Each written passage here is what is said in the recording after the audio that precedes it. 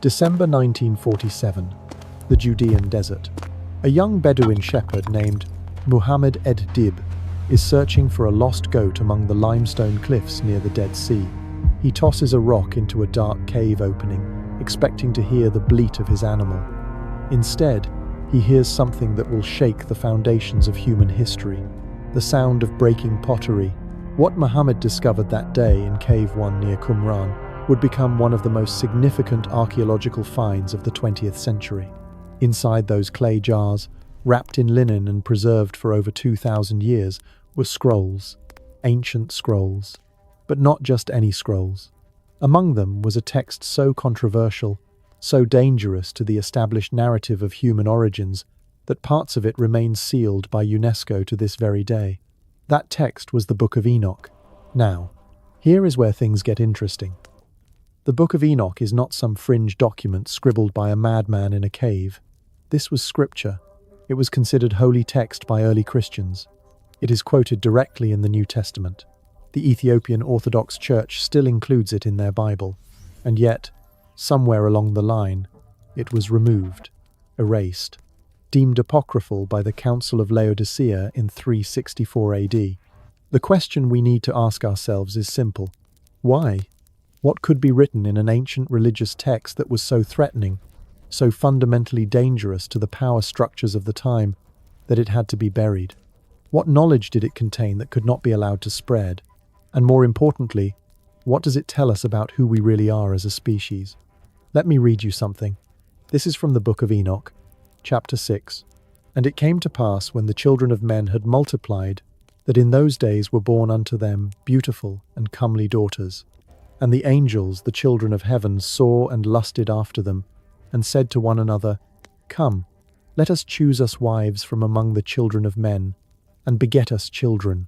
Angels, coming down to earth, taking human women as wives, having children with them. This is not mythology, this is not metaphor. The text is explicit, detailed. It names names, it gives locations. It describes a systematic intervention in human development by beings that came from somewhere else, beings called the Watchers. Now, before you dismiss this as ancient fairy tales, let me hit you with something that modern science cannot explain.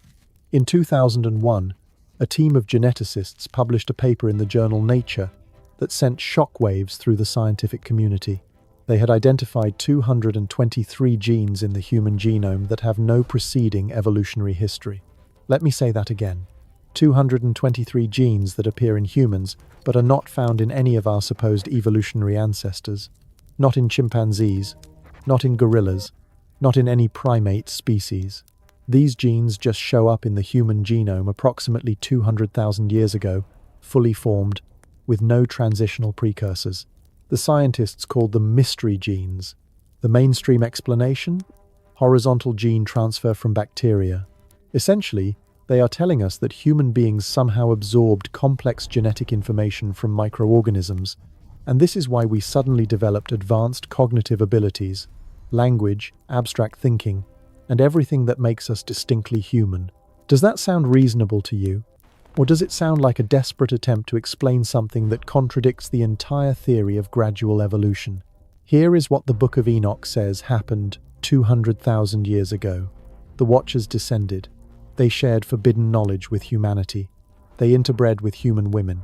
They fundamentally altered our genetic code. And the result was a new kind of being, a hybrid, something that had never existed before on this planet. This is not just ancient mythology lining up with modern genetics by coincidence. This is a pattern that repeats across every ancient civilization on Earth. The Sumerians called them the Anunnaki, and they said these beings came down and created workers by mixing their essence with primitive humans. The Egyptians depicted their gods with elongated skulls and described them as coming from the stars. The Mayans, the Incas, the Aztecs, cultures separated by oceans and thousands of miles, all tell the exact same story. Beings from the sky came down, lived among us, taught us, changed us, and then left. But they did not just leave us with stories. They left us with knowledge. Knowledge that should not have existed. knowledge that our ancestors could not have possibly figured out on their own with the technology available to them.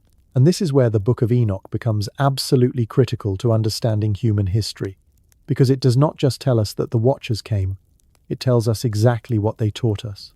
The text lists the names of the leaders of the Watchers: Azazel, Samyaza, Arachiel, Shamziel, Barakel. Each one is credited with teaching humanity a specific forbidden art. Azazel taught men how to make swords, knives, shields, and armor. He taught women the art of deception through makeup and cosmetics. Samyaza taught enchantments and root cutting, essentially pharmaceutical knowledge and mind-altering substances. Arachiel taught the signs of the earth. Shamziel taught the signs of the Sunday. These beings were systematically educating humanity in technologies and sciences that would take us from the Stone Age to civilization almost overnight. And that is exactly what the archaeological record shows. Around 6,000 years ago, human civilization explodes out of nowhere. We go from hunter-gatherers to building cities, to writing, to mathematics, to astronomy, to metallurgy, all within a few generations. There is no gradual build-up. There is no slow development. It is as if someone flipped a switch, and suddenly humans knew things they should not have known. The Sumerians, the first civilization to emerge after this explosion of knowledge, had mathematical systems so advanced that we are still using them today.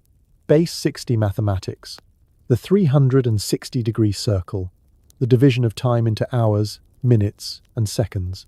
They had detailed star charts. They knew about planets that would not be officially discovered until we had telescopes thousands of years later. They had written records of the Anunnaki teaching them these things. But here is where it gets darker. The Book of Enoch does not portray this transfer of knowledge as a gift. It portrays it as a crime, a violation of cosmic law. The text explicitly states that the Watchers were punished for what they did. They were bound in chains and thrown into a place of darkness to await final judgment. And humanity? Humanity was nearly destroyed because of what the Watchers had created. The offspring of these unions between Watchers and human women were called the Nephilim. The Bible mentions them in Genesis chapter 6, verse 4. There were giants in the earth in those days, and also after that, when the sons of God came in unto the daughters of men, and they bare children to them, the same became mighty men which were of old, men of renown, giants, mighty men, men of renown. The Nephilim were not normal humans. They were hybrids with supernatural strength and size, and according to the Book of Enoch, they became a plague upon the earth. They consumed all the resources. They turned on humanity and began devouring people.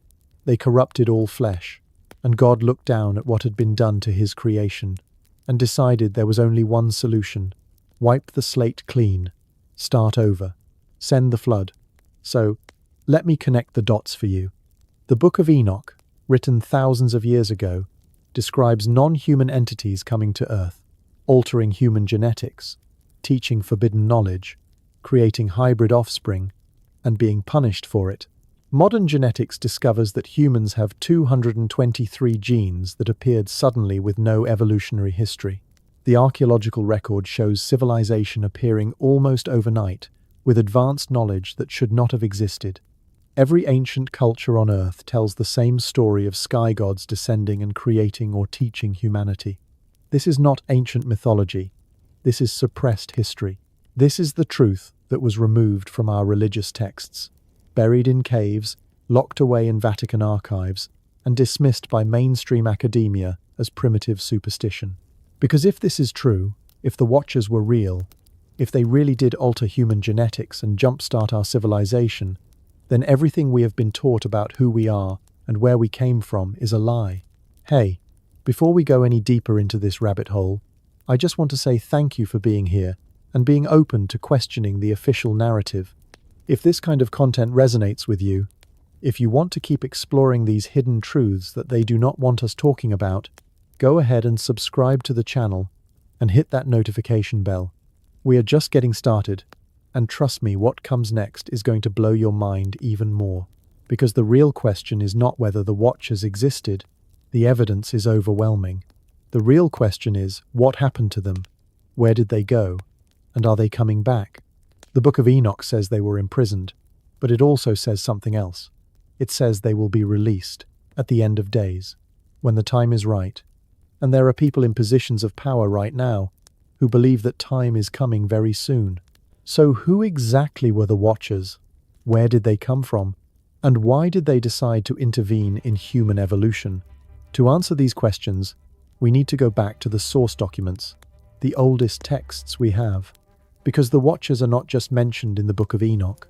They appear across multiple ancient manuscripts, written by different cultures, in different languages, all telling remarkably consistent stories about the same beings. The primary source is the Book of Enoch itself, which scholars date to at least 300 BC, but the oral traditions it records go back much further. Some researchers believe the original accounts date back to 3000 BC or earlier. The text was written in Ge'ez, an ancient Ethiopian language, but fragments have been found in Aramaic and Greek as well. What makes this significant is that these were not stories being passed down in one isolated culture. These were events that multiple civilizations witnessed and documented independently. The Book of Jubilees, another ancient Hebrew text, corroborates the Enoch account almost perfectly. The Genesis Apocryphon, found among the Dead Sea Scrolls, provides additional details. The Zadokite fragments mention them. Even the canonical Bible, in Genesis chapter 6 verses 1 through 4, acknowledges their existence, though in frustratingly abbreviated form. Whoever edited the final version of the Bible clearly did not want people knowing too much about what happened. According to the Book of Enoch, there were 200 Watchers who made the decision to descend to Earth. Not 2, not 20, exactly 200. And they did not come randomly or individually. This was organized, coordinated. They made a pact among themselves because they knew what they were about to do was forbidden. Chapter 6, verse 6 says, "And they were in all 200, who descended in the days of Jared onto the summit of Mount Hermon, and they called it Mount Hermon, because they had sworn and bound themselves by mutual imprecations upon it." Mount Hermon. Remember that location. It is critical. Mount Hermon sits on the border of modern-day Syria and Lebanon, rising over 9,000 feet above sea level. The name Hermon literally means forbidden place in Hebrew. This was their landing site, their base of operations. And here is what is fascinating. Ancient Jewish tradition holds that this mountain was the literal gateway between heaven and earth, the place where the divine realm intersected with the physical world. Now, you might think, okay, it is just a mountain. Lots of mountains are considered sacred by ancient peoples, but Mount Hermon is different. Archaeological surveys of the region have found numerous ancient temples and shrines dedicated to gods and divine beings, all concentrated around this peak. The Greeks built temples to Zeus there, the Romans to Jupiter. The Canaanites worshipped Baal at Hermon. Why? Why would cultures separated by thousands of years all choose this exact location as a sacred site? Because they were not choosing it randomly. They were building on top of something that was already there, something much older. The ancient Jews believed that the fallen angels were still bound beneath Mount Hermon, imprisoned in the depths of the earth, waiting for their final judgment. And if you read Enoch carefully, it tells you that after the Watchers descended, after they taught forbidden knowledge, after the Nephilim were born, God sent archangels to bind the leaders and imprison them in the valleys and under the mountains until the end of days. Let me give you the names of the leaders, the chiefs, the ones who organized this rebellion. The Book of Enoch lists them in chapter 6. Samyaza, their leader, Arachiel, Armon, Kokabiel, Tamiel, Ramiel, Denel, Chazakiel, Barakiel, Azael, Armaros, Batariel, Ananel, Tsakil, Samzapil, Satarel, Turel, Yomil, Sariel, and Azazel. 20 names, 20 leaders, each commanding 10 watchers under them, 200 total, and each one had a specific role, a specific knowledge they were bringing to humanity. This was not a random intervention. This was a systematic program of technology transfer from an advanced civilization to a primitive one, and the text is very clear about what each watcher taught. Azazel is particularly significant. He is mentioned more than any other watcher besides Samyaza. Enoch chapter 8, verse 1. And Azazel taught men to make swords, and knives, and shields, and breastplates, and made known to them the metals of the earth and the art of working them, and bracelets and ornaments, and the use of antimony, and the beautifying of the eyelids, and all kinds of costly stones, and all colouring tinctures. Think about what this is saying. Azazel taught metallurgy, the working of metals. This is not a small thing. The transition from the Stone Age to the Bronze Age is considered one of the most significant technological leaps in human history. And according to this text, it was not something humans figured out gradually through trial and error. It was taught to us by a non-human entity, and the archaeological record supports this. Around 6,000 years ago, humans suddenly start working with copper and bronze in sophisticated ways that show no developmental progression. It just appears, fully formed. But Azazel did not just teach weapons and metallurgy. He taught cosmetics, the use of antimony for eye makeup, colouring agents, precious stones. Why? Why would a divine being care about teaching humans how to make makeup? The text gives us the answer. It was about deception, about making women more seductive, about enhancing the physical attraction that led to the forbidden unions between watchers and humans. Samyaza, the leader, taught enchantments and root cutting. This is pharmaceutical knowledge, the use of plants and roots to create drugs, medicines, poisons, and mind-altering substances. He was teaching humans how to manipulate consciousness, how to alter perception, how to heal and how to harm through chemistry. Again, this is not primitive knowledge. This is advanced botany and pharmacology appearing suddenly in human civilization. Oracle taught the signs of the earth. What does that mean? Most scholars interpret this as geography and cartography, the knowledge of the planet's surface, its features, its resources, how to navigate, how to map, how to understand the physical world in a systematic way. And we see evidence of this in ancient maps that should not exist. Maps that show coastlines and land masses with accuracy that would not be possible without aerial surveying or satellite imagery. The Piri Reis map, created in 1513 by an Ottoman admiral, shows the coast of Antarctica in perfect detail. But here is the problem. Antarctica was not officially discovered until 1820, and the Piri Reis map shows Antarctica without ice, revealing the actual coastline beneath the glaciers. How is that possible? Antarctica has been covered in ice for millions of years, except it has not. Geological studies show that parts of Antarctica were ice-free as recently as 6,000 years ago, coinciding exactly with the time period when the Watchers supposedly descended, and Piri Reis himself wrote on the map that he compiled it from much more ancient source maps, some dating back thousands of years. Shamsiel taught the signs of the Sunday astronomy, the movements of celestial bodies, the cycles of the solar system, and suddenly, ancient civilizations have incredibly accurate astronomical knowledge.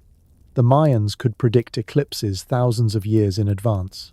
The Egyptians oriented the pyramids to true north with precision we struggle to match today. The Sumerians had detailed knowledge of planets that should have been invisible to the naked eye. Where did they get this information? But here is what is crucial. The Book of Enoch does not present this knowledge transfer as benevolent. It does not say the Watchers came to help humanity. It says they corrupted humanity. They taught things that humans were not meant to know. Knowledge that was forbidden because it was dangerous. Because it gave humans power before they had the wisdom to use it responsibly. Chapter 8, verse 2. And there arose much godlessness, and they committed fornication, and they were led astray, and became corrupt in all their ways. The knowledge corrupted us. The weapons led to violence and war. The cosmetics led to vanity and deception. The pharmaceuticals led to poisoning and sorcery. The astronomy was used for astrology and divination, which were considered abominations. Humanity was not ready for this information, and it destroyed the innocence and purity of early human society. But the real corruption was biological, the interbreeding, the creation of the Nephilim. The Watchers did not just observe humanity from a distance. They came down specifically to take human women as wives. Chapter 7, verse 1. And all the others together with them took unto themselves wives, and each chose for himself one, and they began to go in unto them, and to defile themselves with them. and they taught them charms and enchantments, and the cutting of roots, and made them acquainted with plants, and they became pregnant, and they bare great giants. Great giants, the Nephilim. The word Nephilim itself is fascinating. In Hebrew, it comes from the root naphal, which means to fall. The Nephilim are literally the fallen ones, or those who cause others to fall. And these were not normal children. These were beings of enormous size and strength. The text describes them as having heights of 3,000 cubits, which would be around 4,500 feet tall. Now that is obviously an exaggeration or a mistranslation, but even if we reduce it by a factor of 10 or 100, we are still talking about beings that were significantly larger than normal humans. And before you dismiss this as pure mythology, let me tell you about the giant bones. Throughout the 19th and early 20th centuries, newspapers across America regularly reported the discovery of giant skeletons. Not slightly tall people, giants. 7 feet, 8 feet, 9 feet. Some reports claimed 10 to 12 feet tall. Skeletons with double rows of teeth, elongated skulls, 6 fingers and 6 toes. These discoveries were made by reputable archaeologists and reported in mainstream newspapers, the New York Times, the Smithsonian Magazine, local papers in Wisconsin, Ohio, Nevada, California, Minnesota.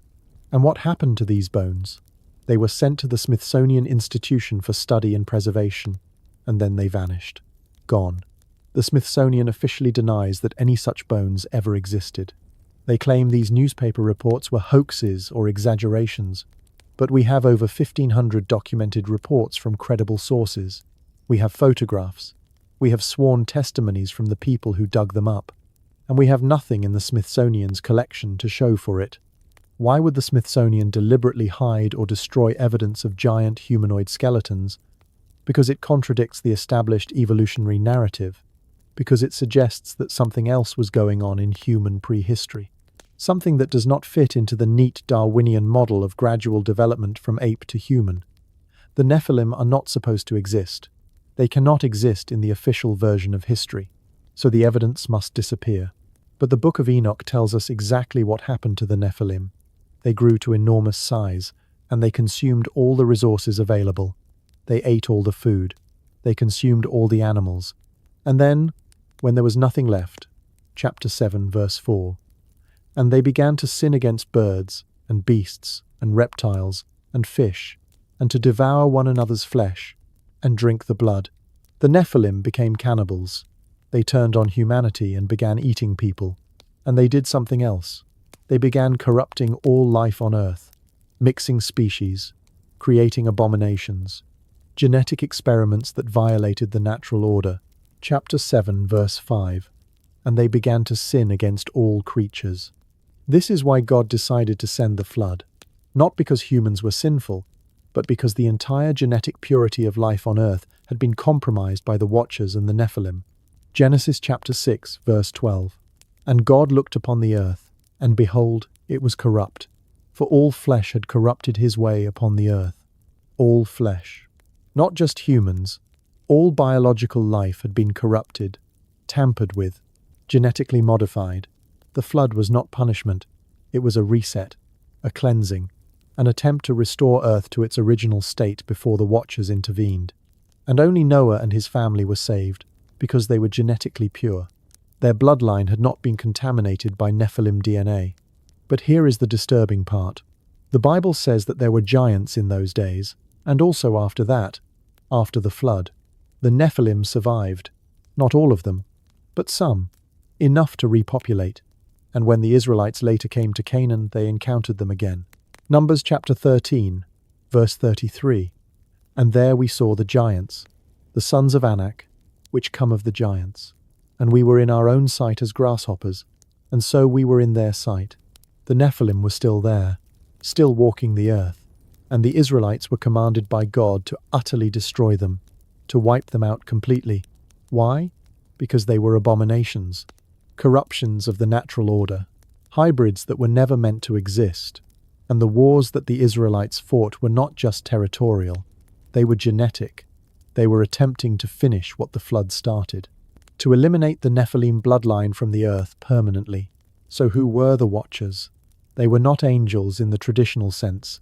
They were not spirits or ghosts. They were physical beings who came from somewhere else, descended to Earth, interbred with humans, taught forbidden knowledge, and created a hybrid race that nearly destroyed all life on the planet. They had technology, they had knowledge, they had power, and they used it to fundamentally alter the course of human evolution. The question is not whether they existed. The evidence is too overwhelming to deny. The question is what happened to them after they were imprisoned. Where are they now?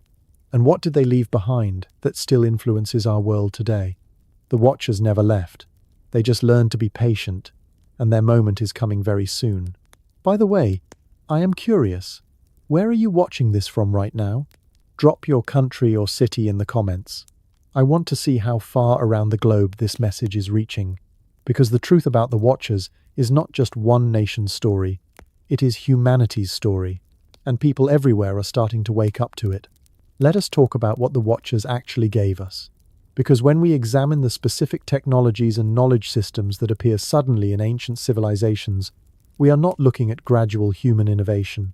We are looking at a data dump, a wholesale transfer of advanced information that transformed primitive hunter-gatherers into sophisticated civilizations almost overnight. And the fingerprints of the Watchers are all over it. Start with metallurgy. This was Azazel's specialty, according to the Book of Enoch. He taught humans how to identify ores, extract metals, and work them into tools and weapons. Now, the standard archaeological narrative tells us that humans discovered copper working around 7000 BC in the Middle East, and that this discovery slowly spread to other regions over thousands of years. Bronze came later, around 3000 BC, when someone figured out that mixing copper with tin created a superior alloy. But here is the problem with that story. The oldest copper objects we have found show no evidence of experimentation or development. They are not crude or primitive. They are sophisticated. The copper mines at Timna in Israel, dated to 5000 BC, show advanced knowledge of ore processing and smelting techniques. The miners knew exactly which rocks contained copper. They knew how to build furnaces that could reach the precise temperatures needed for smelting. They knew how to create molds and cast complex shapes. This is not the work of people figuring things out for the first time. This is the work of people who were taught by someone who already knew. And then bronze appears. Tin is rare. It does not occur naturally near copper deposits. Someone had to figure out that mixing approximately 10% tin with 90% copper would create an alloy that is harder and more durable than either metal alone. How did ancient people know to do this? How did they know where to find tin? How did they know the exact ratios without thousands of years of trial and error? The archaeological record shows no trial and error. Bronze appears fully developed. Even more bizarre is the Antikythera mechanism, discovered in a shipwreck off the coast of Greece in 1901. This device, dated to around 100 BC, is an analog computer made of bronze gears that could predict astronomical positions and eclipses decades in advance. When it was first X-rayed, scientists could not believe what they were seeing. The level of mechanical sophistication would not be matched in Europe until the 14th century. It should not exist. And yet there it is, proof that ancient civilizations possessed technical knowledge far beyond what we give them credit for. Where did that knowledge come from? Azazel taught the metals of the earth and the art of working them. He gave humans the blueprint. And once you have metallurgy, everything else follows. Agriculture becomes more efficient with metal tools. Warfare becomes more deadly with metal weapons. Architecture becomes more ambitious with metal implements. Civilization accelerates exponentially. And that is exactly what we see in the archaeological record around 6,000 years ago. An explosion. But Azazel taught something else. Something that seems trivial but is actually profound. Cosmetics. The art of beautification and deception. Chapter 8 specifically mentions antimony, a toxic metal used to darken eyelids, and various coloring agents for makeup. Why is this significant? Because the oldest evidence of cosmetic use in human history appears suddenly in Egypt around 4000 BC, fully developed with sophisticated application techniques, mineral compounds, and aesthetic theories. The ancient Egyptians did not just smear mud on their faces, they used coal, made from galena and other lead-based compounds, applied with precision tools. They used malachite for green eyeshadow. They used red ochre for lips and cheeks. They had recipes, formulas, specific ratios. This was chemistry, and it appears without precedent. The Egyptians themselves attributed this knowledge to Thoth, their god of wisdom, who they said came from the stars and taught them the sacred arts. Thoth, remember that name, because Thoth is the Egyptian equivalent of the Watcher Arachiel, who taught the signs of the earth. The Greeks later called him Hermes, and attributed to him the Hermetic texts, which contain advanced knowledge of alchemy, astronomy, and metaphysics. The phrase "as above, so below" comes from the Emerald Tablet of Hermes, which describes the connection between the celestial and terrestrial realms. This was not philosophy, this was physics, a description of how cosmic forces influence earthly matter. And the cosmetics were not just about vanity, they were about transformation, about changing appearance, about deception. The Book of Enoch specifically states that Azazel taught women how to beautify themselves to seduce men and angels alike. This was part of the corruption, the blurring of boundaries between the divine and the human, making humans appear more attractive to the Watchers, facilitating the forbidden unions that created the Nephilim. Now let us talk about Samyaza, the leader of the Watchers, who taught enchantments and root cutting. This is botanical and pharmaceutical knowledge, the use of plants to heal, to harm, to alter consciousness. And when we look at ancient medicine, we see the same pattern: sudden appearance of sophisticated knowledge with no developmental history. The ancient Sumerians had pharmacopoeia containing hundreds of remedies made from specific plants, minerals, and animal products. They knew which plants were analgesics, which were antiseptics, which were poisons.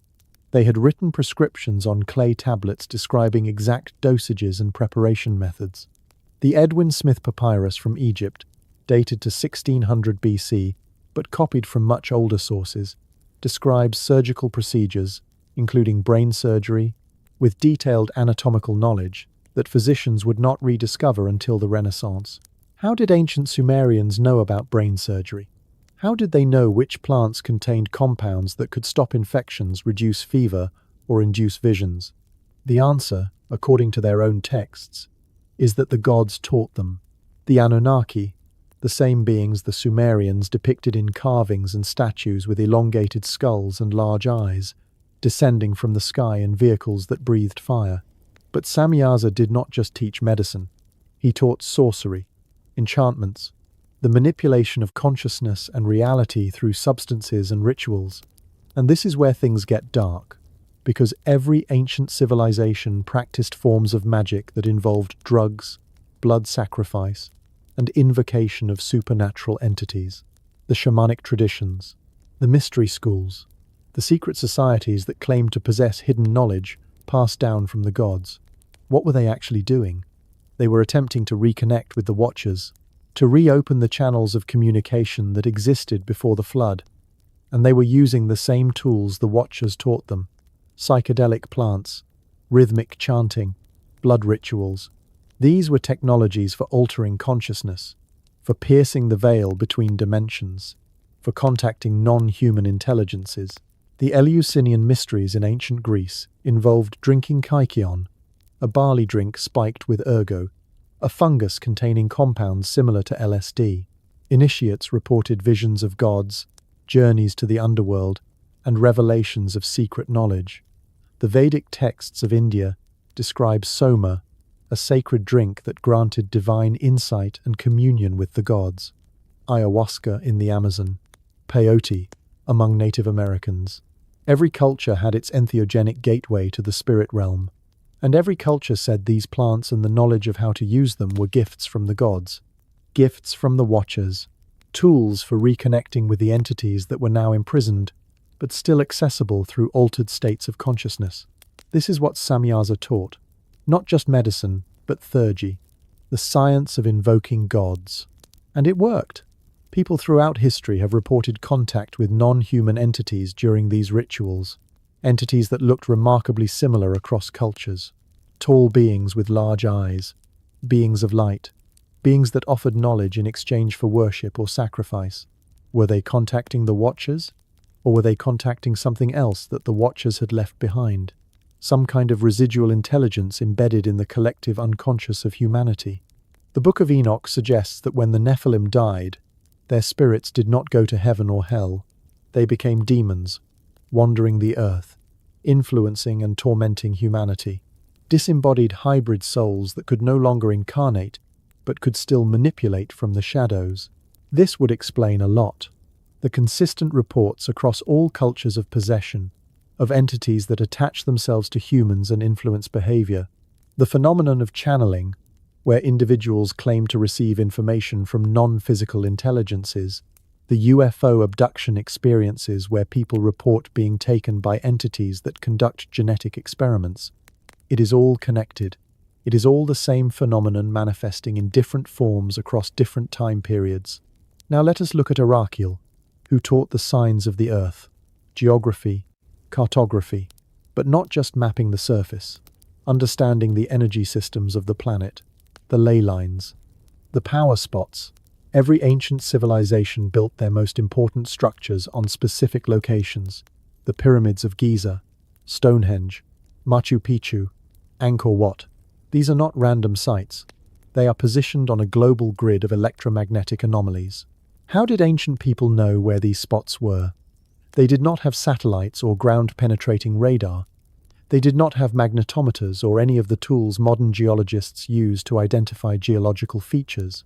And yet they built massive stone structures, requiring millions of man-hours of labor, on locations that modern equipment confirms are geologically and energetically unique.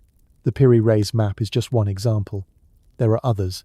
The Orontius Phineas map from 1531 shows Antarctica with rivers and mountains in locations that match the actual topology beneath the ice. The Mercator map of 1569 shows Arctic coastlines that were not explored until the 20th century. These cartographers openly admitted they were copying from much more ancient source maps. Maps from before the flood. Maps made by civilizations that had aerial surveying capabilities. Or they were given the maps by the Watchers. Arakiel taught the signs of the earth. He showed humans the entire planet from a perspective that would only be possible from high altitude or space. And this knowledge was preserved and copied and passed down through secret channels, eventually ending up in the hands of medieval cartographers who did not understand what they were copying but faithfully reproduced it anyway. And then there is Shamsiel, who taught the signs of the Sunday astronomy. But again, not primitive sky watching. Advanced mathematical astronomy that could predict celestial mechanics with incredible precision. The Mayans had a calendar more accurate than the Gregorian calendar we use today. They calculated the length of the solar year to within seconds of modern measurements. They knew the precise orbital periods of Venus, Mars, and Jupiter. They predicted solar eclipses centuries in advance. How? They were a Stone Age civilization. They did not have telescopes. They did not have computers. They did not even have the wheel. And yet they had astronomical knowledge that rivals what we possess today. Their cosmology included 13 heavens and 9 underworlds, with detailed descriptions of the movements of celestial bodies through these realms. This was not mythology.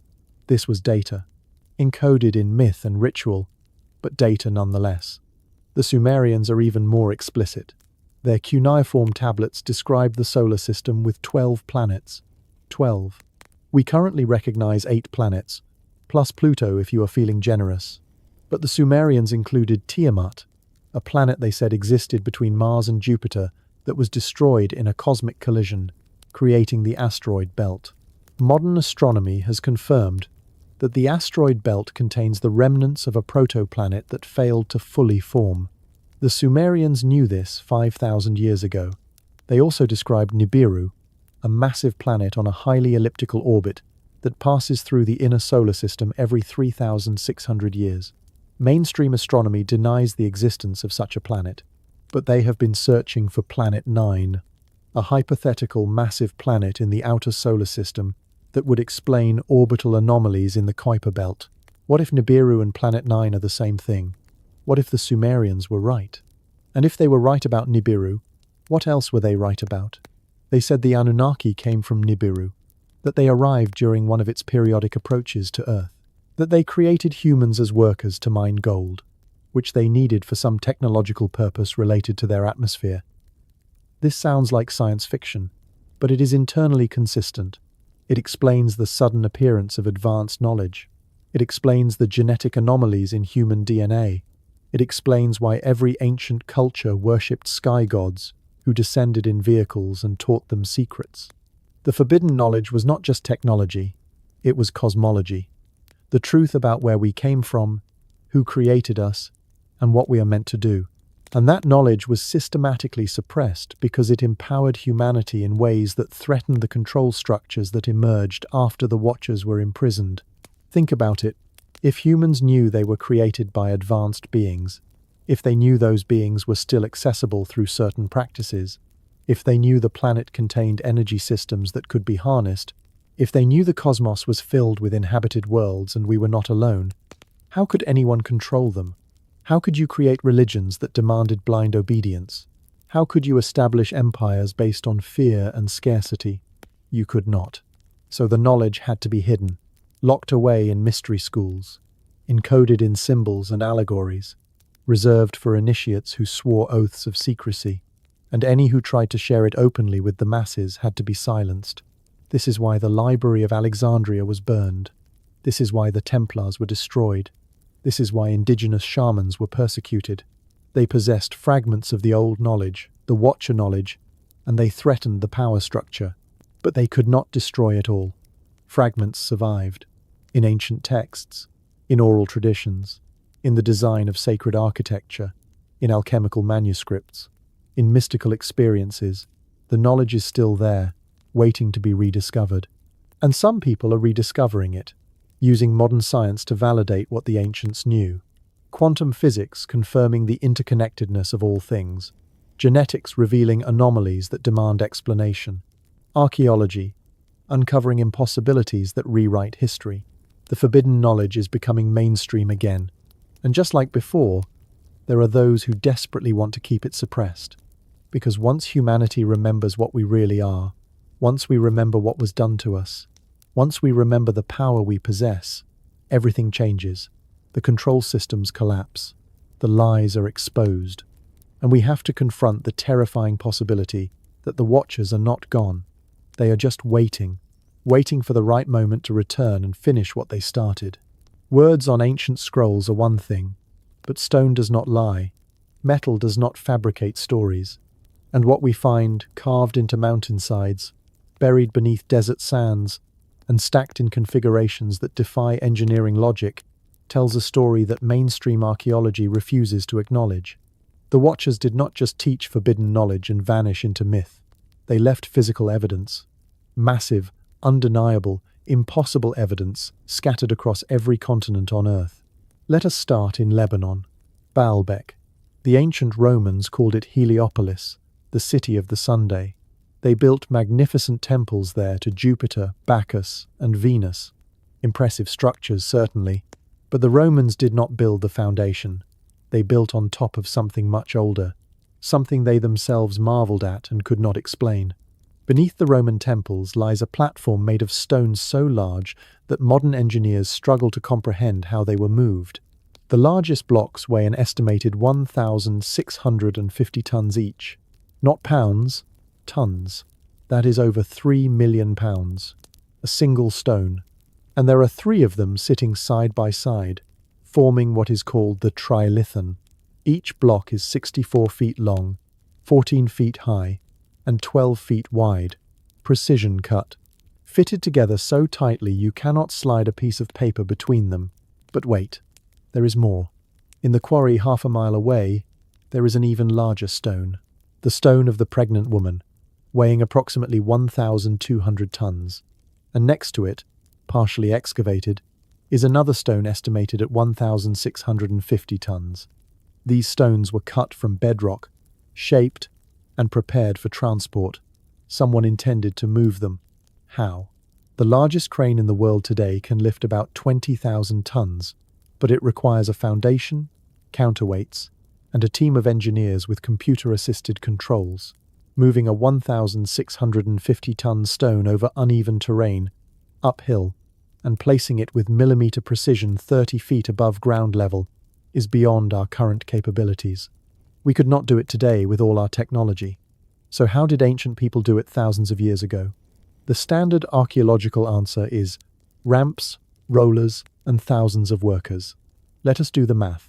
If we assume wooden rollers, which would be crushed under that weight, and if we assume 1,000 workers, each person would need to pull over 3,000 pounds, continuously, for half a mile, uphill. This is not realistic. This is desperate speculation trying to avoid the obvious question. What if they had help? What if the Watchers, who possessed advanced knowledge of metallurgy, astronomy, and earth sciences, also possessed anti-gravity technology? What if the ancient legends are literal? The Egyptian texts describe the gods moving massive stones through the power of sound and vibration. The Hindu Vedas describe vimanas, flying vehicles that used mercury vortex engines. The Inca legends say the stones at Sacsayhuaman were moved by beings who made them light as feathers. Mount Hermon, where the Watchers descended according to the Book of Enoch, is only 28 miles from Baalbek. 28 miles. The largest megalithic platform on Earth sits less than 30 miles from the exact spot where ancient texts say 200 advanced beings established their base of operations. This is not coincidence. Baalbek was built by the Watchers, or under their direct supervision. It was their landing platform, their temple, their gateway between dimensions. Now travel to the other side of the world. Bolivia, the Andes Mountains, 13,000 feet above sea level, where the air is thin and working is exhausting. Here sits Puma Punku, part of the larger Tiahuanaco complex. The dating is controversial, but mainstream archaeology places it around 600 AD. However, geological evidence suggests water erosion that would require the structures to be at least 12,000 years old, placing their construction before the end of the last ice age. The precision at Puma Punku is what stops engineers in their tracks. These are not rough stones piled into walls. These are andesite and diorite blocks, some of the hardest stones on Earth, cut with laser-like precision. Right angles perfect to within minutes of arc. Flat surfaces accurate to within thousandths of an inch. Interlocking geometric shapes that require computer-aided design to replicate. And these blocks are not small. Some weigh over 100 tons. They were transported from quarries over 6 miles away, across a lake, and up a mountain. Then they were cut, drilled, and shaped using techniques that should not have existed. The Tiahuanaco people, according to conventional history, were a pre-Columbian civilization without iron tools, without wheels, without written language. Yet they produced stonework that would challenge modern fabrication facilities. Look at the drill holes, perfectly circular, perfectly smooth, descending straight into diorite, which has a hardness of 7 on the Mohs scale. You cannot drill diorite with copper chisels or stone hammers. You need diamond-tipped bits rotating at high speed. You need industrial equipment. But there are hundreds of these holes at Puma Punku, and they are not crude attempts. They are machine-precise. Then there are the H-blocks, massive stones carved in perfect H shapes, designed to interlock with other blocks in a complex three-dimensional puzzle. Why this design? Engineers have analyzed it and concluded it is earthquake-resistant. The interlocking prevents lateral movement during seismic activity. Whoever designed Puma Punku understood advanced architectural principles and seismic engineering. This was not primitive trial and error. This was sophisticated knowledge applied with precision. The local legends say Puma Punku was built in a single night by the gods who came from the stars. The gods made the stones float through the air and click into place. Modern people laugh at such stories. But what if they are accurate descriptions of technology so advanced it appeared magical? Arthur C. Clarke said any sufficiently advanced technology is indistinguishable from magic. The ancient Bolivians witnessed something extraordinary. They described it the only way they could, and we dismiss it as mythology because we cannot accept the implications. Cross the Pacific to Egypt. The Great Pyramid of Giza, 2,300,000 stone blocks, each weighing an average of 2.5 tons, some weighing up to 70 tons, stacked to a height of 481 feet, covering 13 acres, aligned to true north with an accuracy of 3/60ths of a single degree. Constructed, according to mainstream Egyptology, by Pharaoh Khufu around 2500 BC, using copper tools, wooden ramps, and manual labor. The math does not work. If Khufu reigned for 23 years, and if workers labored every single day without rest, they would have needed to place one block every 2 minutes, 24 hours a day, for the entire duration. That is assuming the blocks were already cut, transported, and waiting. We have not even addressed how they cut granite with copper saws, or how they moved 70-ton blocks up ramps that would have needed to be a mile long to maintain a manageable grade, or how they achieved the precision alignment. But forget the construction challenges for a moment. Focus on what the pyramid actually is. It is not a tomb.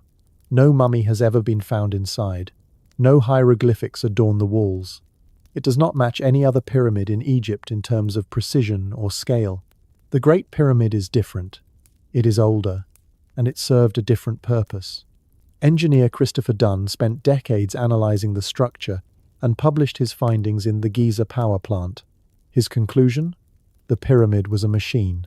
Specifically, a machine for converting seismic energy into electromagnetic energy. The internal chambers, the shafts, the so-called sarcophagus in the king's chamber, the use of granite which contains high quartz content, the subterranean water channels, all of it forms a coherent system for energy generation. The king's chamber is built from rose granite, transported from Aswan, 500 miles south. Why? Because rose granite is 55% quartz crystal. Quartz is piezoelectric. When subjected to pressure or vibration, it generates an electrical charge.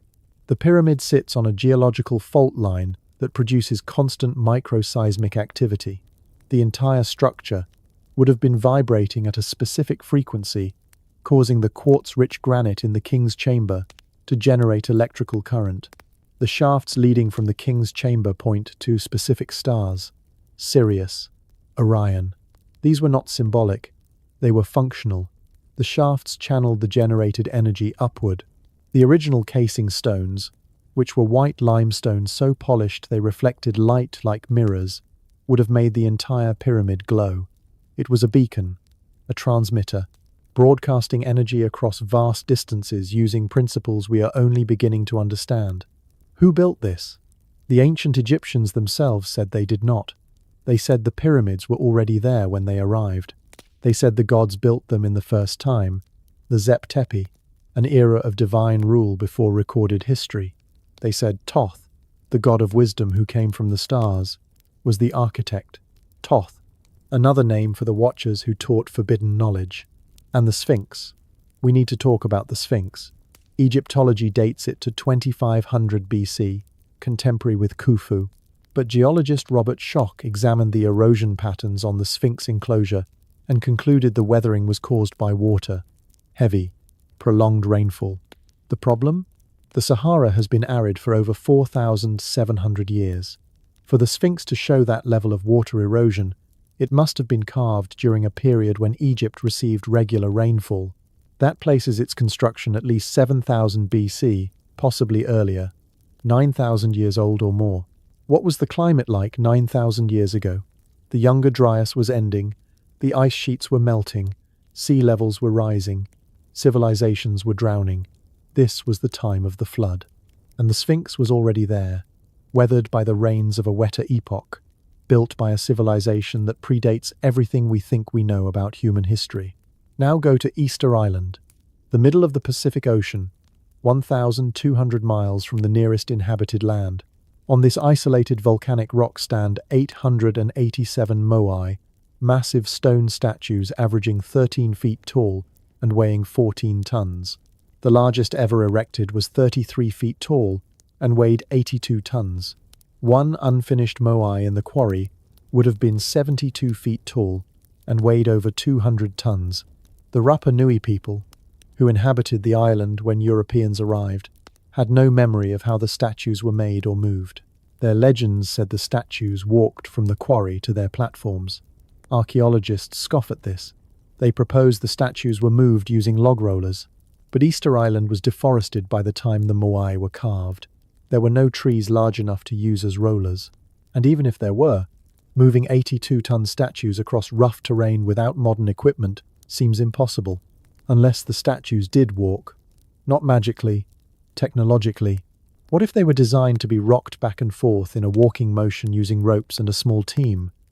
Experiments have shown this is possible, but only with statues that have a specific center of gravity and base shape. The moai have exactly that design. They are engineered to be moved using minimal energy. Whoever carved them understood physics and balance at a level that should not have existed in a Stone Age island culture. And why were they carved at all? Why would a small population on a remote island devote generations of labor to creating nearly 900 massive statues?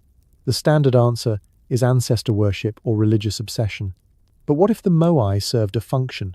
What if they were markers, receivers, or transmitters in a global network of ancient technology? Because the moai are not the only giant statues.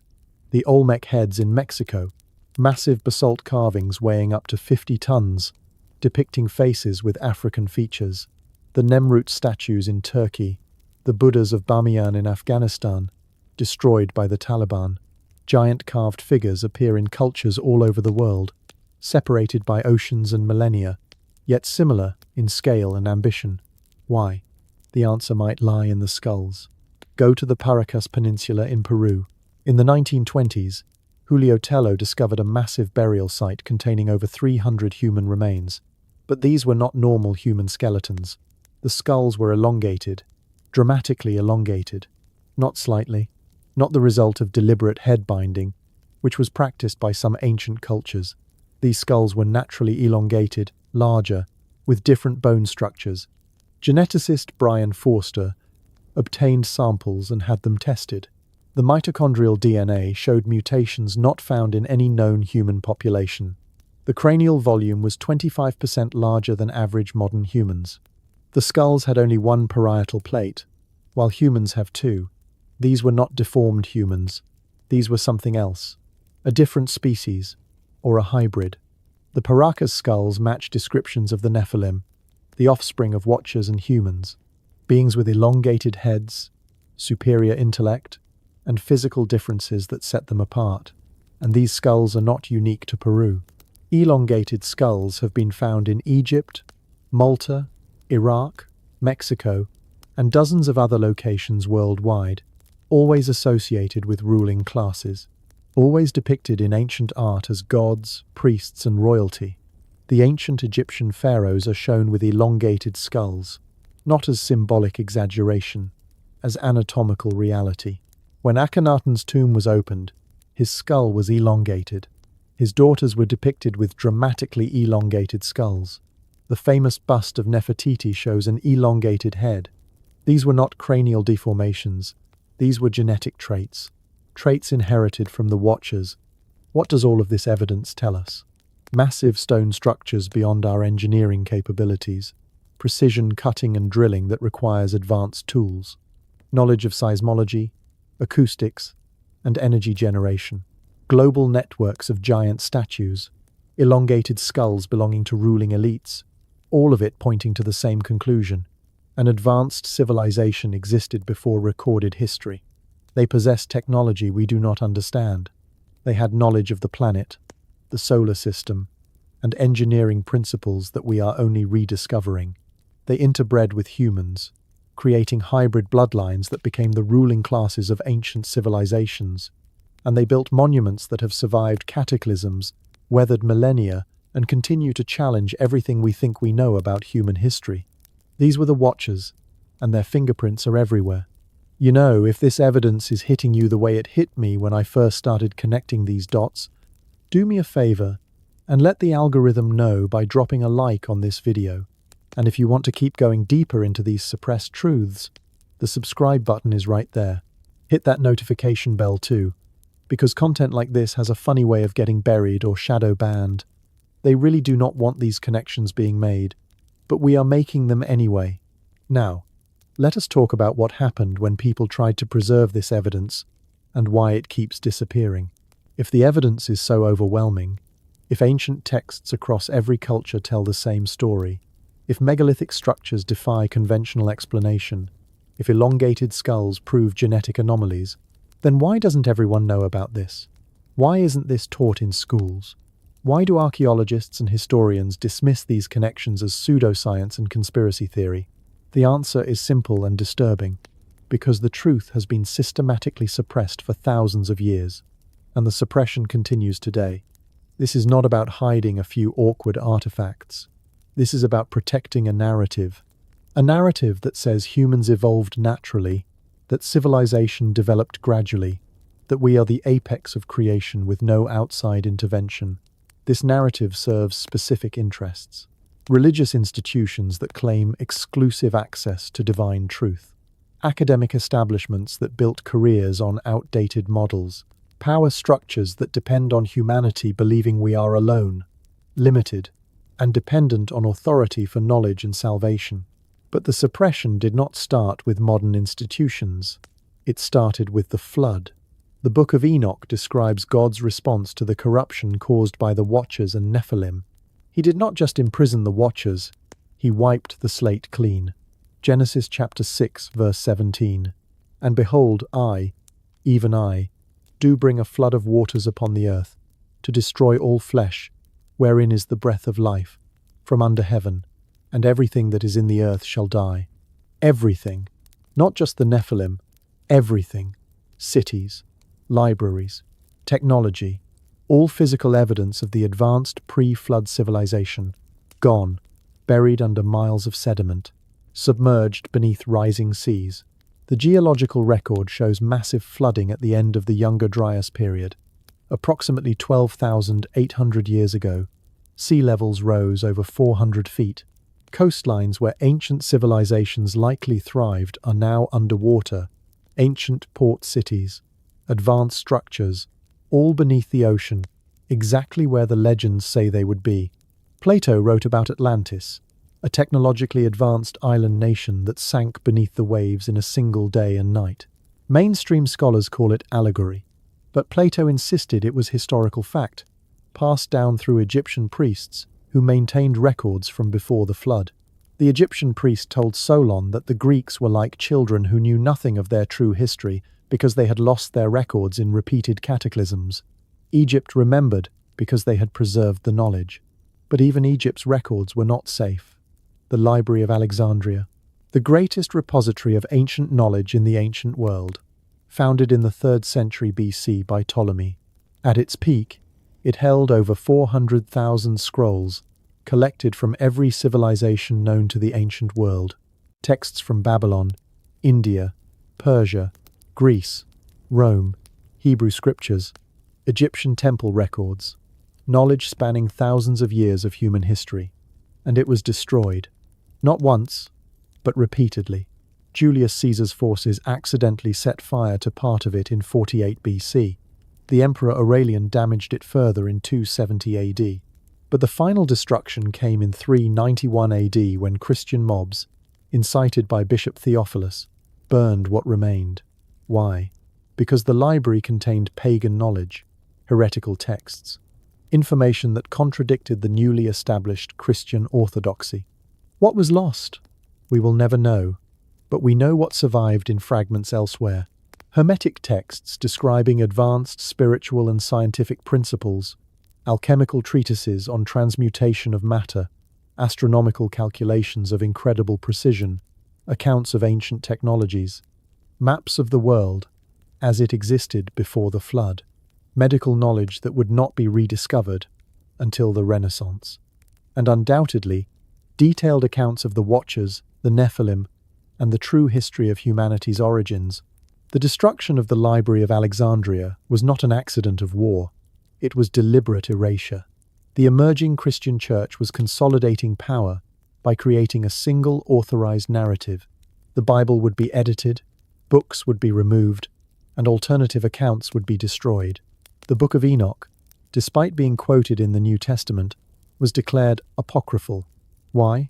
Because it contradicted the Genesis narrative that the church wanted to promote.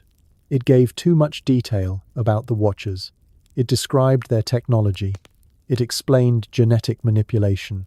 It made humanity's origins uncomfortably ambiguous.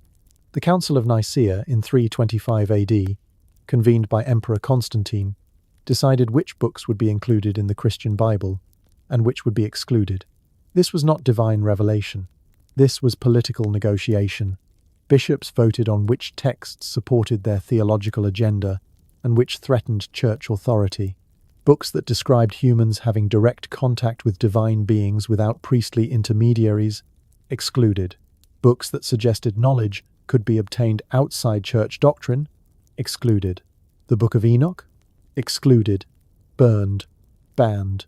Possession of it became heresy. But some texts survived in remote places. The Ethiopian Orthodox Church never accepted the Council's decisions. They preserved the Book of Enoch. The Dead Sea Scrolls, hidden in caves for 2,000 years, contained fragments of Enoch that confirmed the Ethiopian version was authentic. The Nag Hammadi texts, buried in Egypt in the 4th century, contained Gnostic Gospels that told a very different story of human origins. Stories that matched Enoch's account. Stories that said the material world was created by a false god, the demiurge, and that humans contained divine sparks trapped in flesh, waiting to be awakened by forbidden knowledge. This is why the Gnostics were declared the most dangerous heretics in Christianity. They taught that salvation came through knowledge, through gnosis, not through faith and obedience to church hierarchy. They taught that the God of the Old Testament, who demanded obedience and punished disobedience, was not the true supreme God but a lesser being, a watcher, an entity claiming divine authority, but actually just an advanced being manipulating humanity. The church could not allow this teaching to spread, so the Gnostics were hunted, their texts were burned, their leaders were executed. The Cathars in southern France, who held Gnostic beliefs, were exterminated in the Albigensian Crusade of the 13th century. 20,000 people massacred in the city of Béziers alone. When the commander asked how to distinguish heretics from Catholics, the papal legate allegedly replied, "Kill them all. God will recognize his own." This was not religious zeal. This was information control. The Cathars possessed texts and teachings that linked back to pre-Christian knowledge. Knowledge about the Watchers. Knowledge about the true nature of reality.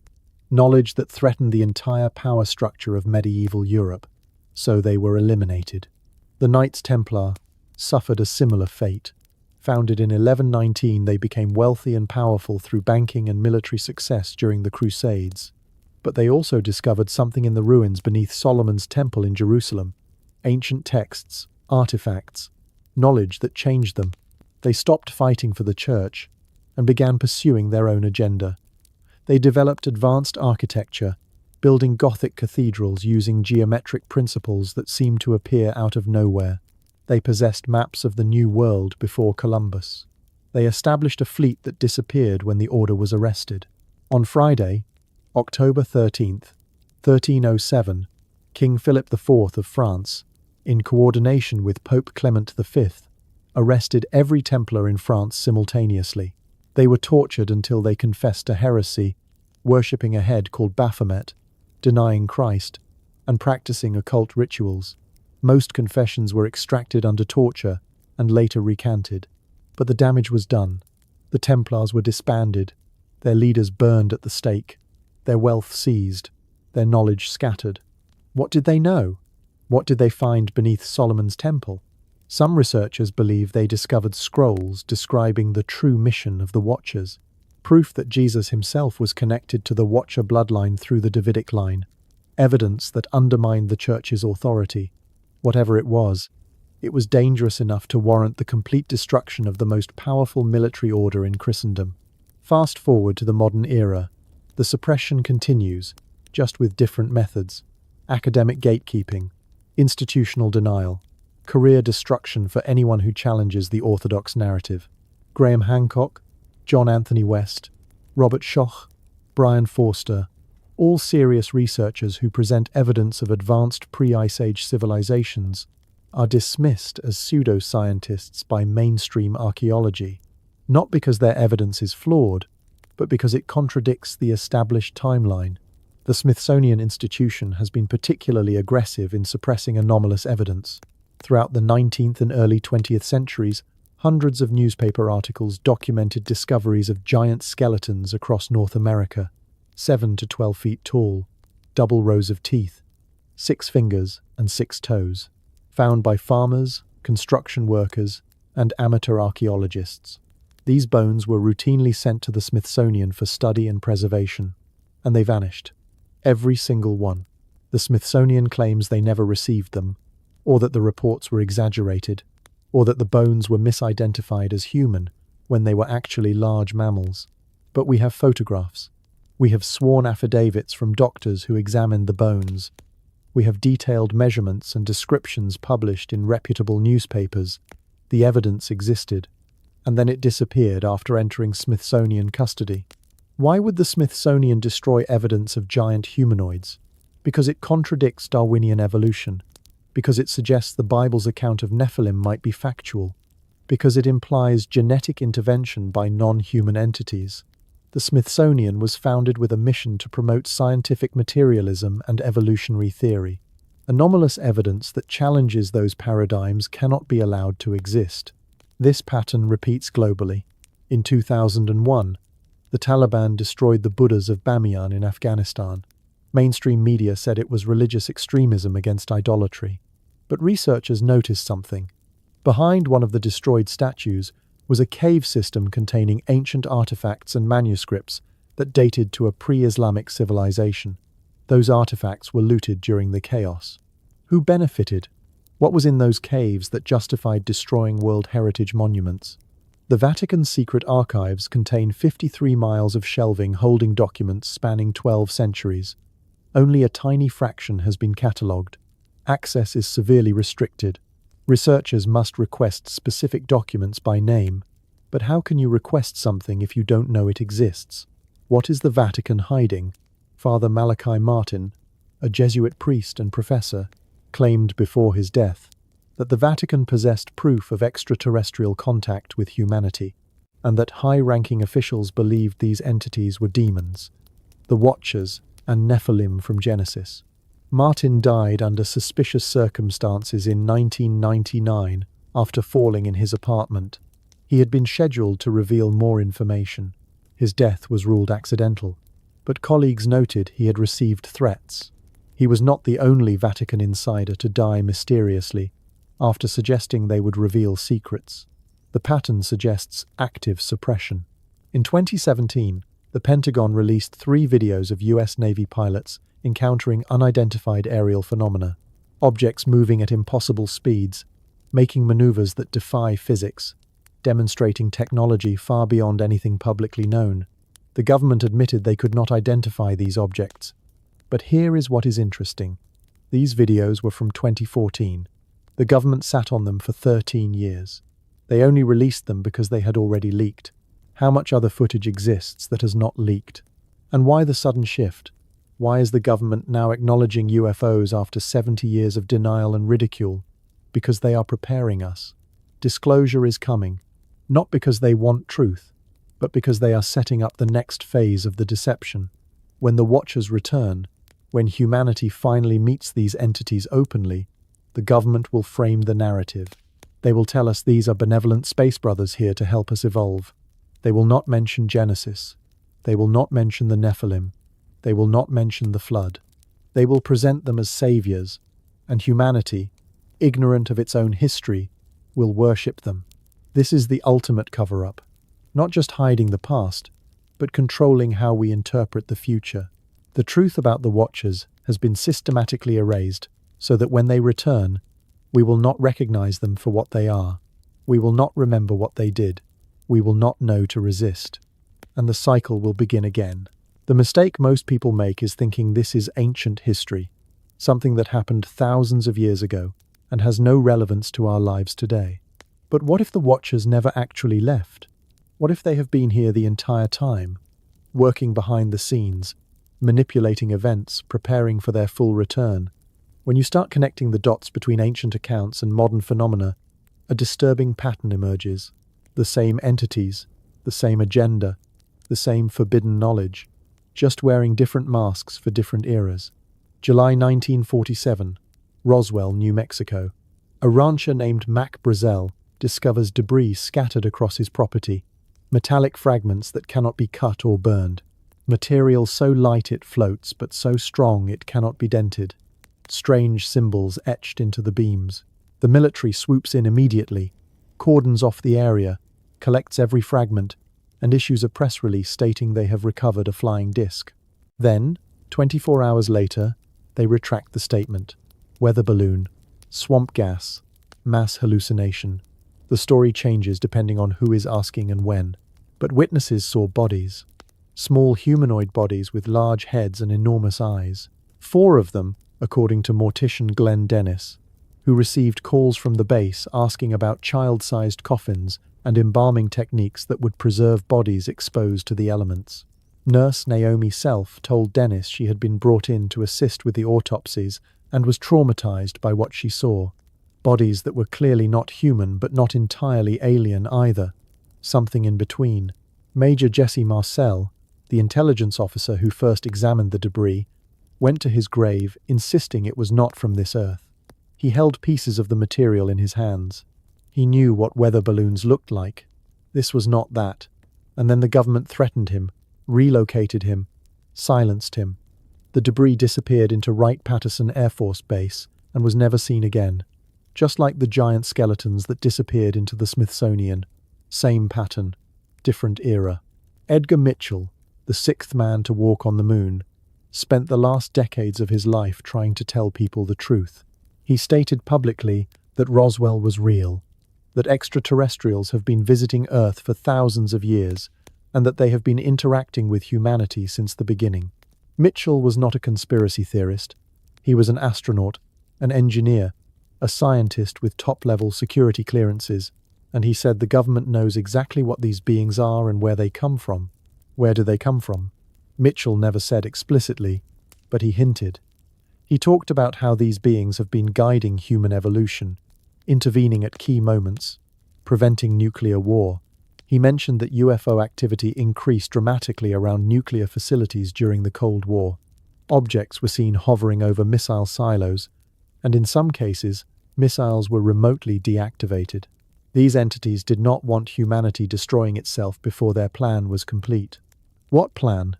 This is where it gets interesting. Because if the Watchers intervened in human genetics once before, creating the Nephilim, what makes us think they stopped? What if the abduction phenomenon is the continuation of the same breeding program described in Genesis? Thousands of people report being taken aboard craft, subjected to medical procedures, having reproductive material extracted, and being shown hybrid children that are part human, part something else. These are not random encounters. They follow patterns. Abductees often come from specific bloodlines. The experience runs in families across generations.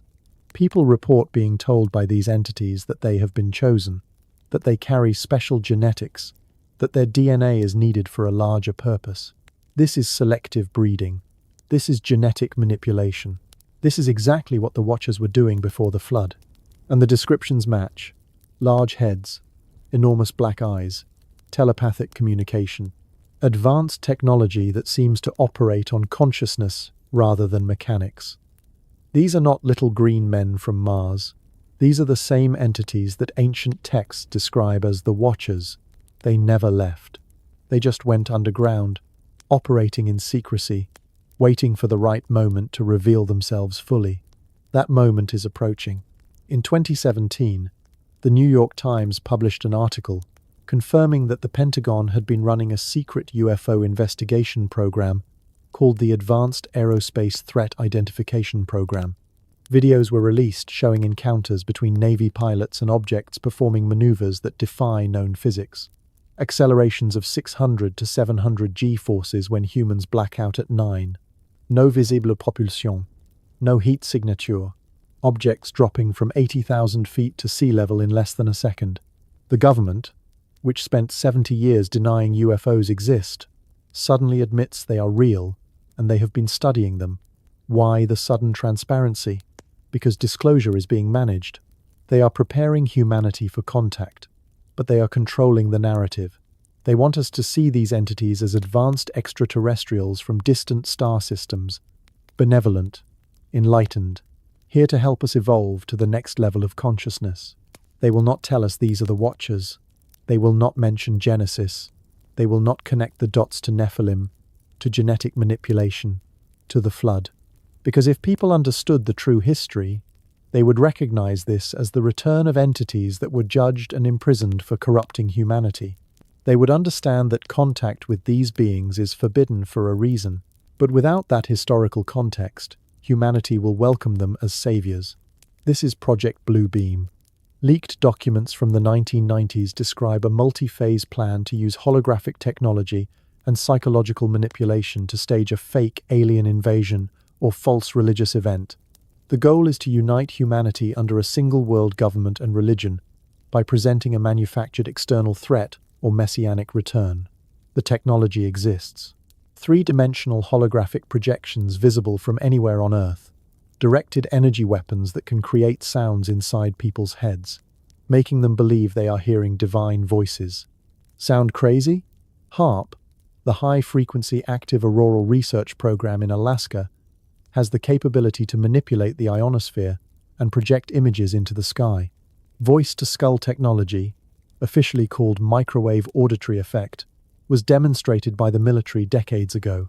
It can make individuals hear voices that no one else hears, indistinguishable from their own thoughts.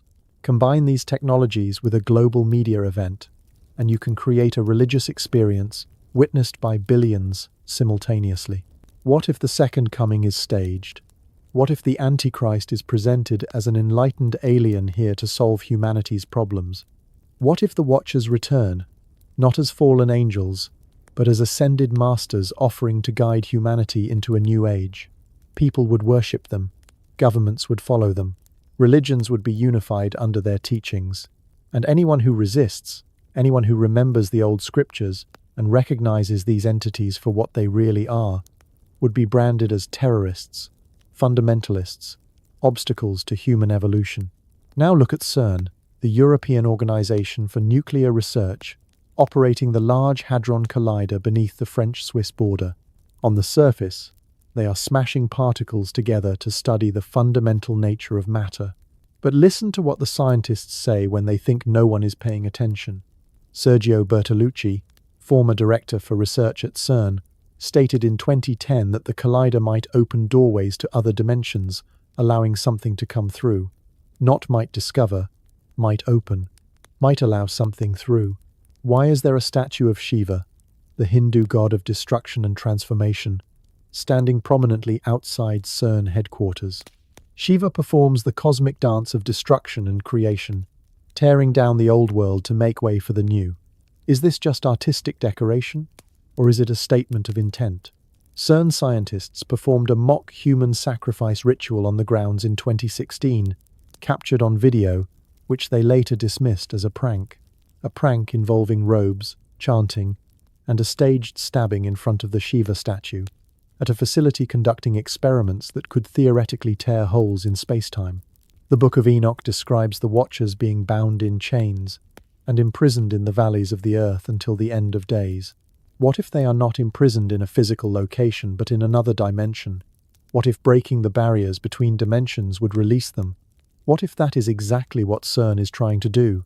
Scientists talk about finding the God particle, about discovering hidden dimensions, about proving string theory. But what if what they find is not an impersonal force, but entities that have been waiting thousands of years to return? And then there is the push for transhumanism, merging human biology with artificial intelligence. Elon Musk's Neuralink, implanting chips directly into the brain to interface with computers. CRISPR gene editing, allowing scientists to rewrite DNA with unprecedented precision. Synthetic biology, creating entirely new organisms that have never existed in nature. This is not gradual technological progress. This is accelerating towards something specific. Klaus Schwab, founder of the World Economic Forum, openly talks about the Fourth Industrial Revolution, where humans will merge with machines, where biological and digital systems will fuse, creating a new form of existence. He describes this as inevitable, necessary, the next step in human evolution, But this is not evolution. This is transformation. This is changing the fundamental nature of what it means to be human. Sound familiar? The Watchers taught forbidden knowledge that allowed humans to transcend natural limitations. They merged their genetics with humans, creating hybrids. They gave humanity technology before we were ready for it, and it led to corruption so severe that God had to wipe the slate clean. Now, we are doing it again, rewriting our own genetics, creating artificial intelligence that is rapidly surpassing human intelligence, preparing to merge consciousness with machines. We are repeating the exact mistakes that led to the flood, and we are being encouraged to do it, told it is progress, told it is our destiny, told that resistance is ignorance and fear of the future. But what if this is the plan? What if the Watchers, working through human intermediaries, are guiding us toward a technological singularity that will fundamentally alter humanity beyond recognition? At that point, we will no longer be the species God created. We will be something else, something hybrid, something that belongs to them. The Bible says in the last days, it will be as in the days of Noah. What were the days of Noah? Genetic corruption, Nephilim walking the earth, forbidden knowledge spreading unchecked, violence and wickedness everywhere. And now, we have genetic engineering, transhumanism, AI development happening at breakneck speed. We have UFO disclosure ramping up. We have world leaders talking about global government and the Great Reset. We have CERN potentially opening portals. All the pieces are moving into place. The Watchers are preparing to step out of the shadows. They have been here the entire time, influencing, manipulating, guiding humanity toward this moment. And when they finally reveal themselves fully, most people will not recognize them as the fallen angels of Genesis. They will see advanced beings offering solutions to climate change, disease, war, poverty. They will see saviors, and they will willingly accept the mark, the implant, the genetic modification, the merger with their technology, not realizing they are being transformed into something that is no longer fully human, no longer made in the image of God, something else entirely. The Watchers never left. They just learned to be patient, and their moment is coming. Every ancient text that describes the Watchers does not just tell us what happened, they tell us what will happen. This is not history, this is prophecy. And the timeline is unfolding exactly as written thousands of years ago. The Watchers were imprisoned, yes, but their sentence has an expiration date, and according to multiple sources across different cultures and religions, that date is approaching fast. The Book of Enoch is explicit about the fate of the Watchers. After they corrupted humanity and created the Nephilim, God sent the archangels Michael, Gabriel, Raphael, and Uriel to deal with them. Chapter 10 describes their imprisonment. And again the Lord said to Raphael, "Bind Azazel hand and foot, and cast him into the darkness, and make an opening in the desert, which is in Dudael, and cast him therein, and place upon him rough and jagged rocks, and cover him with darkness, and let him abide there forever, and cover his face that he may not see light. And on the day of the great judgment he shall be cast into the fire." The day of the great judgment, not eternal imprisonment, temporary confinement until a specific future event. The text continues describing Samyaza and the other leaders. "And to Gabriel said the Lord, Proceed against the bastards and the reprobates, and against the children of fornication, and destroy the children of the Watchers from amongst men. Send them one against the other, that they may destroy each other in battle." The Nephilim were destroyed in fighting and the flood, but the Watchers themselves were bound, imprisoned in a place described as darkness and chains. Where is this place? 2 Peter chapter 2 verse 4 gives us a clue. "For if God spared not the angels that sinned, but cast them down to hell, and delivered them into chains of darkness, to be reserved unto judgment," held until a specific time. The Greek word used here is Tartarus, not Hades or Gehenna. Tartarus was understood in Greek mythology as a deep abyss, a prison for the Titans who rebelled against the gods. The parallel is intentional. The Watchers, like the Titans, are imprisoned in a dimensional prison, outside normal reality, held in stasis until the appointed time of their release and final judgment. When is that time? Jude verse 14 quotes Enoch directly. And Enoch also, the seventh from Adam, prophesied of these, saying, Behold, the Lord cometh with 10,000s of his saints, to execute judgment upon all, and to convince all that are ungodly among them of all their ungodly deeds which they have ungodly committed. This is describing the second coming, the end times, when Christ returns with his armies to judge the living and the dead, and at that time the imprisoned watchers will be released to face final judgment. But here is what is terrifying. They are released before the final judgment. There is a period of time when they walk the earth again, a period of great tribulation when these entities are allowed to torment humanity one last time. Revelation chapter 9 describes this release in coded apocalyptic language. And the fifth angel sounded, and I saw a star fall from heaven unto the earth, and to him was given the key of the bottomless pit. And he opened the bottomless pit, and there arose a smoke out of the pit, as the smoke of a great furnace, and the sun and the air were darkened by reason of the smoke of the pit. And there came out of the smoke locusts upon the earth, and unto them was given power, as the scorpions of the earth have power. A star falls to earth, a being with a key. The bottomless pit is opened. Creatures emerge that are described as locusts with scorpion stings. But John then says they had faces like men, hair like women, teeth like lions, and crowns of gold. These are not literal insects. These are hybrid creatures, entities that combine human and animal characteristics. Sound familiar? These are the Watchers, and their creations being released from Tartarus. Verse 11 identifies their leader, and they had a king over them, which is the angel of the bottomless pit, whose name in the Hebrew tongue is Abaddon, but in the Greek tongue hath his name Apollyon. Abaddon, the destroyer. Many scholars identify this as Azazel, the chief of the Watchers, the one who taught forbidden knowledge and corrupted humanity more than any other. He is released. He leads an army, and they are given 5 months to torment those who do not have the seal of God on their foreheads.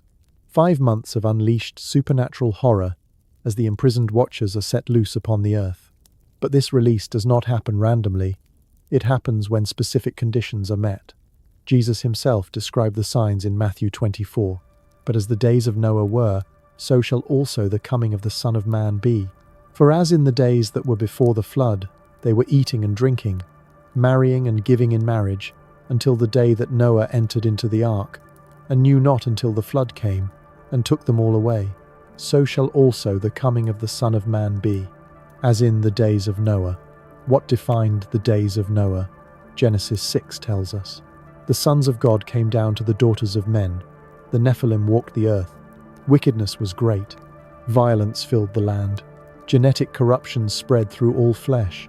That is what will characterize the end times. The same conditions, the same entities, the same corruption. And we are seeing it. UFO activity at unprecedented levels. Abduction reports involving genetic material extraction, transhumanism pushing toward human-machine merger, CRISPR allowing genetic modification of embryos, artificial intelligence approaching sentience. The conditions are being recreated. The stage is being set. Daniel chapter 12 verse 4 contains a cryptic prophecy.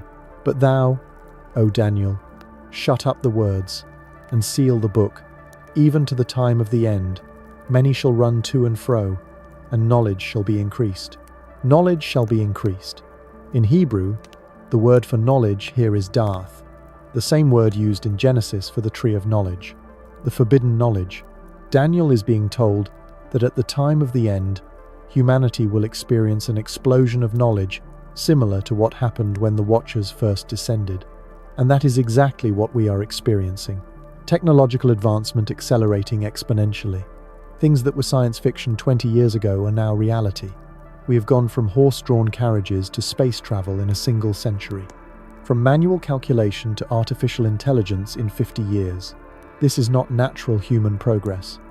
This is guided. This is being orchestrated. The Watchers, working through human intermediaries and hybrid bloodlines, are releasing forbidden knowledge again, preparing humanity for their full return. The timeline is specific. The Hebrew calendar, the Islamic calendar, and various prophetic traditions all point to the same approximate time frame. We are in the final decades before the end of the age. The generation that sees Israel re-established as a nation, which happened in 1948, will not pass away before all these things are fulfilled. According to Matthew 24, verse 34, a biblical generation is typically 40 to 70 years. We are already past that threshold, meaning the clock is ticking. Agenda 2030. The United Nations Sustainable Development Goals with a target date of 2030. The World Economic Forum's Great Reset, also targeting 2030. Klaus Schwab's predictions about the merger of biological and digital identity by 2030. These are not arbitrary dates. This is coordination. This is preparation for a specific event window. The Jewish Zohar, an ancient mystical text, predicts that in the year corresponding to 2040 in the Gregorian calendar, the gates of wisdom will open from above and below, and the world will prepare for the 7th millennium. The Islamic Hadith tradition speaks of the Dajjal, the deceiver, emerging before the day of judgment, performing miracles, claiming divinity, leading most of humanity astray with advanced technology that appears magical.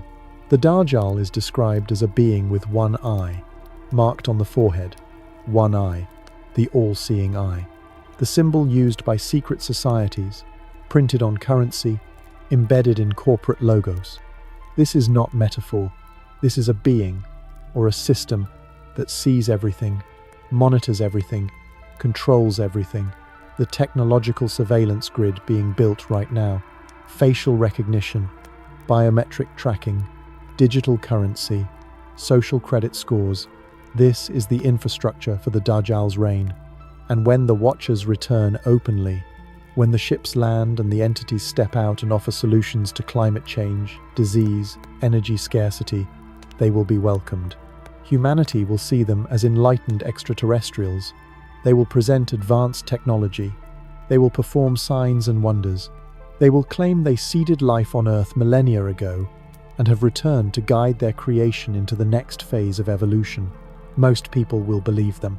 Religious institutions will scramble to reconcile this with Scripture. The Vatican has already prepared theological frameworks for accepting extraterrestrial life. Pope Francis has stated he would baptize aliens if they asked. This is not hypothetical speculation. This is official policy preparation. But a remnant will recognize them. Those who know the Scriptures, those who understand history, those who remember what happened in Genesis. They will see through the deception, and they will resist. They will refuse the mark, the implant, the genetic modification. They will not worship the returning entities, and for that, they will be persecuted, hunted, killed as enemies of human progress. Revelation 13 describes this exactly. The beast system, the mark without which no one can buy or sell.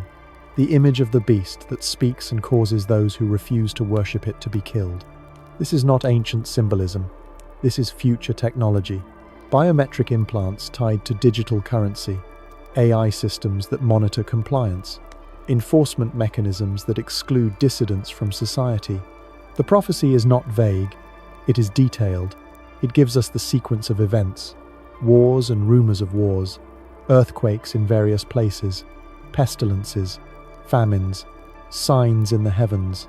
The revealing of the man of lawlessness, the abomination of desolation standing in the holy place, the great tribulation, the darkening of the sun and moon, and then the sign of the Son of Man appearing in the sky.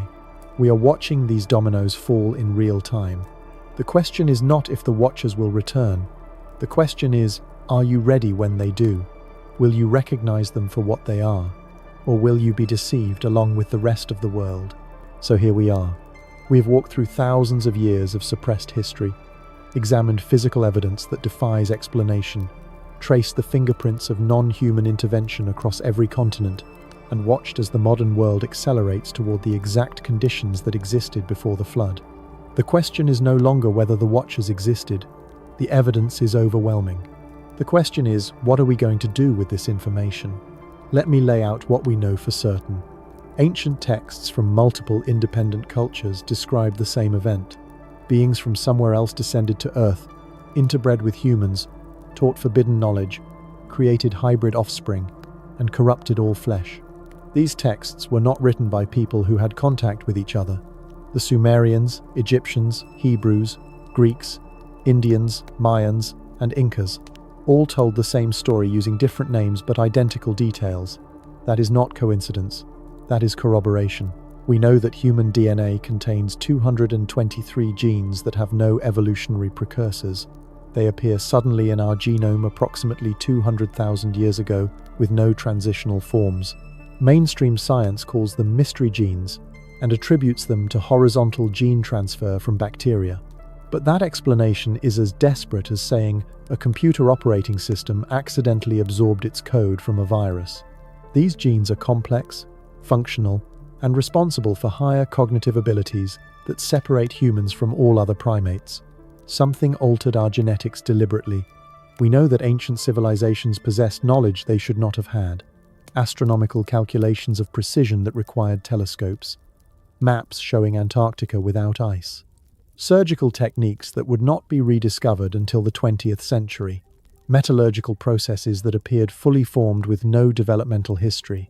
Mathematical systems so advanced we still use them today. This knowledge did not develop gradually. It was taught, downloaded into human consciousness by entities who already possessed it. We know that megalithic structures exist that we cannot replicate with modern technology. Baalbek, Pumapunku, the Great Pyramid, Easter Island, Göbekli Tepe. These are not primitive stone piles. These are precision-engineered constructions requiring knowledge of geology, physics, astronomy, and mathematics that should not have existed. The standard archaeological explanations of ramps and rope and thousands of workers do not hold up to engineering analysis. Something else built these structures. Something with technology far beyond what we attribute to ancient humans. We know that elongated skulls belonging to beings with larger cranial capacity and different bone structure have been found worldwide. Genetic testing shows DNA that does not match any known human population. These were not deformed humans. These were hybrids, the physical evidence of interbreeding between humans and something else. The Nephilim were real. They walked the earth. They ruled as kings and priests.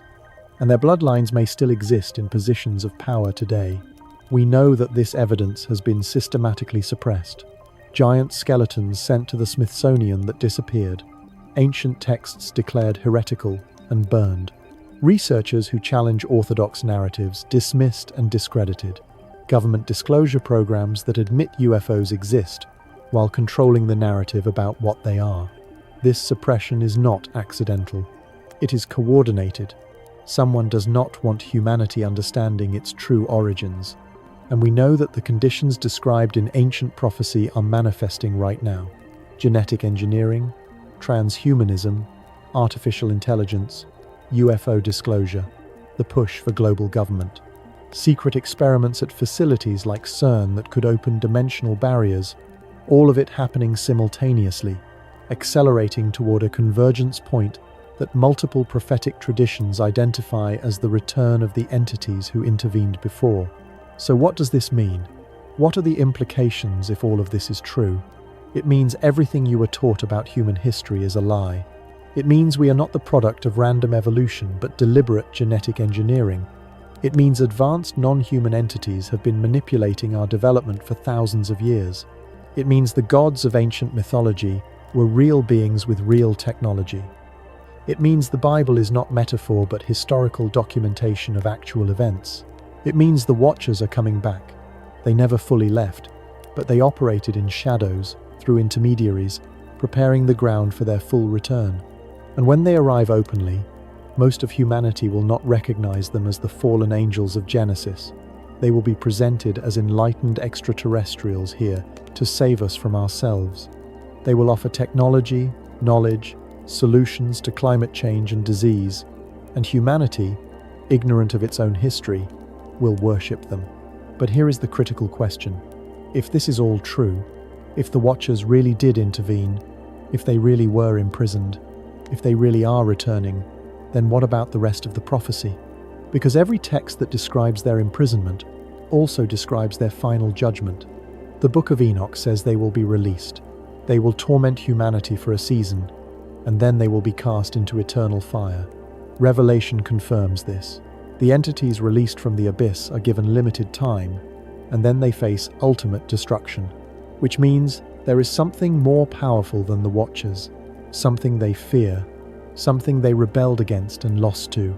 The texts call it God, the Creator, the Most High, the entity that set boundaries the Watchers violated, the entity that judged them, imprisoned them, and will ultimately destroy them. If the Watchers are real, and the evidence suggests they are, then their judge is also real. And that has implications that extend beyond archaeology and ancient history into the realm of ultimate meaning and personal destiny. Because if there is a creator, and if that creator established laws about genetic purity and forbidden knowledge, and if that creator judged those who violated those laws, then we are accountable too. Humanity is not an innocent victim in this story. We chose to accept the forbidden knowledge. We chose to interbreed with the Watchers. We chose to worship them as gods. And we are choosing again right now, choosing to modify our genetics, choosing to merge with machines, choosing to play God with CRISPR and AI. We are repeating the same violations that led to the flood, and the same judgment is coming. The prophecy gives a way out, a narrow path for those who refuse the mark, reject the deception, and remain fully human, fully connected to the image of God we were created in. But that path requires recognizing the deception. It requires knowing history. It requires understanding that the entities presenting themselves as saviors are the same entities that corrupted humanity before. This is why the truth has been suppressed. Not just to hide embarrassing anomalies in the archaeological record, but to ensure humanity does not recognize the Watchers when they return, to ensure we welcome them instead of resisting them, to ensure we accept their modifications, their mark, their system. Because once we do, we are no longer fully human, no longer made in the image of God, no longer redeemable. So here are the questions you need to answer for yourself. Do you believe humans are alone in the universe, the product of random chance, the apex of meaningless evolution? Or do you believe the evidence that we were created, modified, and have been monitored by non-human intelligences throughout our history? Do you trust the official narrative taught in schools and repeated by institutions that have been wrong about fundamental aspects of history? Or do you trust the ancient texts, the physical evidence, and the patterns that keep repeating? When disclosure happens, when the ships land, when the entities step out and offer to guide humanity into a new age, will you recognize them? Will you remember Genesis? Will you remember what happened to the Nephilim? Or will you be swept up in the excitement, the wonder, the promise of transcendence? The choice is coming, probably sooner than most people think. The Watchers are preparing their return. The infrastructure is being built. The narrative is being established. And most of humanity has no idea what is actually happening because the truth has been buried under layers of deception, academic gatekeeping, and deliberate suppression. But you know now. You have seen the evidence. You have heard the testimony of ancient texts. You have connected the dots. The question is, what will you do with this knowledge? Will you investigate further? Will you share it? Will you prepare yourself and those you care about for what is coming? Or will you dismiss it, go back to sleep, and trust that the authorities have your best interests at heart? The Watchers are counting on you choosing the latter. They are counting on humanity being too distracted, too indoctrinated, too comfortable to recognize the ancient enemy returning in a new disguise. Do not give them that satisfaction. Question everything. Research for yourself. Trust the evidence, not the institutions that have been hiding it. And remember that knowledge is power. The forbidden knowledge corrupted humanity because we were not ready for it. But the knowledge of who the Watchers really are, what they did, and what they plan to do, that knowledge can save you. That knowledge is your defense against the greatest deception in human history. The truth is out there, but they do not want you to find it. So go find it anyway. And if you made it this far, if you stayed with me through this entire journey into forbidden history, then you are exactly the kind of person they are afraid of. Someone willing to question. Someone willing to see. Someone who cannot be easily deceived. Share this with someone who needs to hear it, because the clock is ticking, and the Watchers are coming home.